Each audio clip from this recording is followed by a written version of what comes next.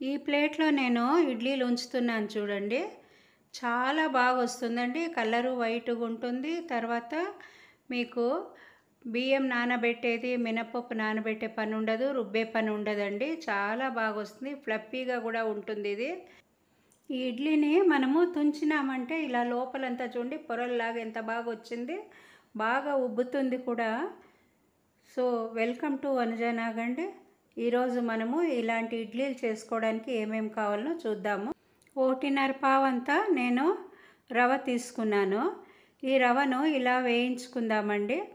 అంటే మంట తక్కువ పెట్టుకుని వేయించుకోవాలి మనము. ఈ రవ బాగా వేడెక్కాలండి. మనకేమి ఇది ఎక్కువ ఎర్రగా అయిపోనక్కర్లేదు ఉప్మాకు చేసినట్టుగా. కాకపోతే వేడెక్కాలి ఇది బాగా. వేడెక్కినాక మనము పక్కన ఉంచేసుకుందామండి. కాసేపు చల్లారనిద్దాం దీన్ని. రవ చల్లారింది. దీన్ని ఇప్పుడు మనము పాత్రలోకి వేసేసుకుందాము. చూడండి ఎలా తెలుస్తుంది కదా డిఫరెన్స్ మీకు, పచ్చిగా ఉన్నదానికి వేగిన దానికి కూడా.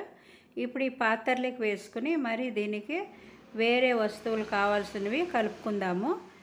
దీనికి ఇప్పుడు 1 కప్పు పెరుగు వేసుకుని కలుపుకుందామండి. బాగా చిక్కటి పెరుగు, మీకు పుల్లగా ఉన్నా కూడా పర్వాలేదు, వేసి కలుపుకోవాలి. ఇప్పుడు రవ ఎంత తీసుకున్నానో సేమ్ కొలత నేను నీళ్లు వేస్తున్నా అండి. 1.5 గ్లాస్ తీసుకున్నాను కదా, అంటే 1.5 గ్లాసు నీళ్లు వేసి కలిపేసుకుందాం ఇప్పుడు మనము.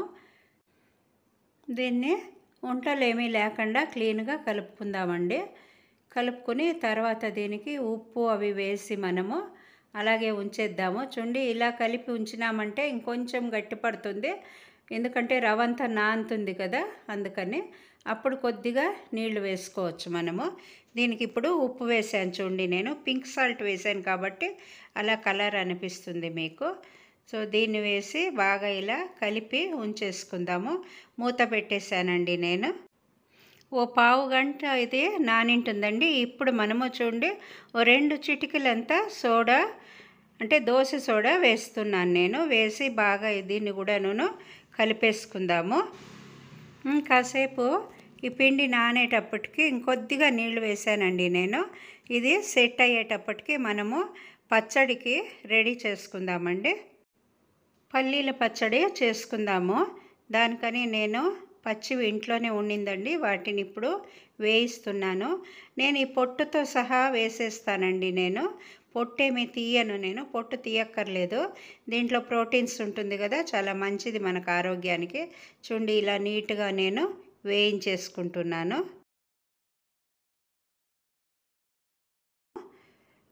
దీన్ని వేయించుకోవాలి. చూడండి ఇలా మనం చేత్తో నలిచినామంటే ఆ పొట్టు వచ్చేస్తుందండి. పొట్టు వచ్చేసినాక మనం తీస్తే కాసేపు అది ఆరిందంటే ఇంకొంచెము ఆ వేడికే కూడా వేగుతుందండి. కాబట్టి దాన్ని మరి మనము పచ్చడికి వాడుకోవచ్చు. ఈ పల్లీలు వేగినాయి చూడండి, తెలుస్తుంది కదా, పొట్టు ఇట్లా నలిచినామంటే చేత్తో పొట్టు వచ్చేస్తుంది. ఇప్పుడు ఇది బాగా వేగిందండి. దీన్ని పక్కన ఉంచుకుందాము. ఈ వేగిన పల్లీలను మనము ప్లేట్లోకి వేసుకుని ఆరనిద్దాము కాసేపు. చూడండి ఎంత బాగా కలరు డిఫరెన్స్ తెలుస్తుంది కదా మనకు. దీంతోపాటు ఇప్పుడు మనము శనగపప్పు, మినప్పప్పు 2 కూడా వేయించుకుందామండి బాణట్లో వేసి. చూడండి నేను ఇది వేసి వేయిస్తున్నా. ఈ పప్పులు 2 1.5 స్పూన్ తీసుకున్నానండి. టోటల్ 3 స్పూన్లంతా. ఓ పావు స్పూన్ అంతా నూనె వేసి ఇందులోకి వేయిస్తున్నాను. ఈ పప్పులు సగం వేగినాక మనము ఇలా పచ్చిమిర్చిని కట్ చేసి వేసుకుందాము. దీన్ని కూడా బాగా మనము దూరగా వేయించుకుందాము. కొద్దిగా కరివేపాకు కూడా వేసి మనము ఇందులో వేయిద్దామండి. పప్పులంతా కూడా కలర్ మారడం మనకు తెలుస్తూ ఉంది చూడండి. పచ్చిమిర్చి కూడా వేగింది. వీటిని అంతా ఇప్పుడు మనము మిక్సీ జార్లోకి వేసేసుకుందాము. ఫస్ట్ పల్లీలు వేస్తున్నాను. వేయించుకున్న పప్పులు కూడా ఇందులోకే వేసేద్దాము. కొద్దిగా చింతపండు వేసాను, ఉప్పు కూడా వేసేస్తున్నాను. ఈ ఉప్పు వేసినాక ఓ 4 తెల్లబాయలు వేసుకుందాము. ఇప్పుడు జారు చూడండి మూత పెట్టేశాను. పక్కన పోపు వేసేసి పెడతామండి. ఫస్ట్ కొద్దిగా నూనె వేసి దానికి ఆవాలు, మామూలు మినపప్పు, శనగపప్పు, జీలకర్ర అవన్నీ వేద్దాము. కొద్దిగా ఎండుమిర్చి, తర్వాత కరివేపాకండి. ఇవన్నీ వేసేసి మనం మామూలు పోపు గింజలు అవి తెలుసు కదండి, అవన్నీ కూడా వేసి పక్కన ఉంచుకుందాము. ఉంచుకున్నాక మనం తర్వాత దీన్ని వేసుకుందామండి. మిక్సీ జార్లో మిక్సీ వేసేద్దాం. ఫస్ట్ మనము పప్పులు కానీ పల్లీలు కానీ వేసినప్పుడు ఫస్ట్ అది మిక్సీ జార్లో వేసి పొడి చేసుకుని తర్వాత ఇలా నీళ్లు పోసుకోవాలండి. అప్పుడు మనకు బాగా మెదుగుతుంది. లేకపోతే ఫుల్ గింజలే ఉంటుందండి, నోటికి దొరుకుతూ ఉంటుంది. కొంతమందికి సరిపోతుంది, కొంతమందికి సరిపోదు. చూడండి, ఇప్పుడు మిక్సీ అయిపోయింది. నీళ్ళు కూడా వేసేసాను కదా. ఇప్పుడు దీనికి ఆ పోపు వేసుకున్నాం కదండి, పక్కన ఉంచుకున్నాం కదా, ఆ పోపు అంతా కూడా ఇందులోకి వేసేద్దాము. చూడండి, మన పచ్చడి రెడీ అయిపోయింది. ఇప్పుడు ఇడ్లీ ప్లేటుకు నూనె పూసేద్దామండి. నూనె పూసిందైంది. ఇప్పుడు చూడండి, ఇలా ఈ కన్సిస్టెన్సీ ఉంటే చాలండి. ఎక్కువ నీళ్ళు ఉంటే ఈ స్టాండ్ ప్లేట్లోకి బొరకలు ఉంటుంది కదండి, నీళ్ళు దిగే ఛాన్స్ ఉంటుంది. అందుకని ఈ మాత్రం ఉంటే మనకు కరెక్ట్గా సరిపోతుంది. మీరు కావాలంటే ఈనో కూడా వేసుకోవచ్చండి. సోడాకు బదులు ఈనో వేసుకోవచ్చు మీరు.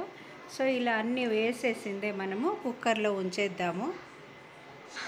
ఇప్పుడు అన్ని ప్లేట్లకి నేను పిండి వేసేసాను. చూడండి, కుక్కర్లో నీళ్ళు వేసి కుక్కర్లో మామూలు ఇడ్లీలు పెట్టినట్టే పెట్టి మనము 7 నుండి 10 నిమిషాలు ఉడికించుకుందామండి. మనం ఇలా ప్లేట్ పెట్టుకోవచ్చు, లేకపోతే కుక్కర్ మూతనే కూడా పైన అలాగే ఉంచేసేయచ్చండి. సో ఇలా చేశాను నేను. ఇప్పుడు ఇడ్లీలు కూడా అయిపోతున్నాయి. చూడండి, చూపిస్తాను మీకు ఇప్పుడు ఇడ్లీలు. మనము కుక్కర్లోనే ఒక 2 నిమిషాలు ఉంచితే చాలండి. ఆ నీళ్ళంతా కూడాను పోతుంది, మనకు ఆవిరి పైన నిలబడుతుంది కదా, అదంతా పోతుంది. చూడండి, ఇలా అన్నీను మనము ప్లేట్లోకి తీసి పెట్టేసుకుందాము. ఇడ్లీ నేను ఇలా తుంచి చూపిస్తున్నాను. చూడండి, మీకు ఎంత బాగా గుల్లగా ఉంది లోపల కదా, చాలా బాగుంటుందండి. మీరందరూ కూడా చేసి చూడండి, ఎలా వచ్చిందో కామెంట్ చేయండి, లైక్ చేయండి, షేర్ చేయండి. కొత్త వాళ్ళు అయితే సబ్స్క్రైబ్ చేయడం మర్చిపోకండి. థ్యాంక్స్ ఫర్ వాచింగ్ మై వీడియోనండి. సబ్స్క్రిప్షన్ అయినాక బెల్ ఐకాన్ నొక్కడం మర్చిపోకండి. నేను చేసే వీడియోలన్నీ మీకు నోటిఫికేషన్లో వస్తుందండి. థ్యాంక్ యూ వెరీ మచ్ అండి.